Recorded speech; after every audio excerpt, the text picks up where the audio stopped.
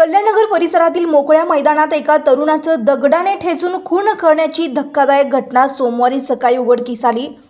विनायक कामण्णा हक्के वय वर्ष 29 सध्या राहता कल्याणनगर भाग 1 मूळ जामगाव तालुका मोहोळ जिल्हा सोलापूर असे त्या तरुणाचे नाव आहे।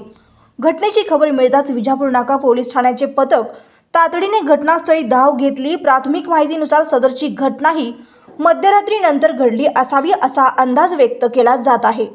हा प्रकार नेमका कोणत्या कारणामुळे झाला असावा याचा पोलीस शोध घेत आहेत। घटनास्थळी फायरिनिस्ट लॅब श्वान पथकासह पाचारण करण्यात आले आहे। घटनास्थळावरचा पंचनामा करण्याची प्रक्रिया सुरू आहे। सहाय्यक पोलीस आयुक्त अजय परमार, गुन्हे शाखेचे वरिष्ठ पोलीस निरीक्षक सुनील दोरगे, वरिष्ठ पोलीस निरीक्षक दादासाहेब गायकवाड यांच्यासह पोलीस पथकाकडून शोध सुरू आहे। 1 जुलैपासून IPC 302 ऐवजी BNS कलम 103 अन्वये गुन्हा नोंद होईल असे पोलिसांकडून सांगण्यात आले।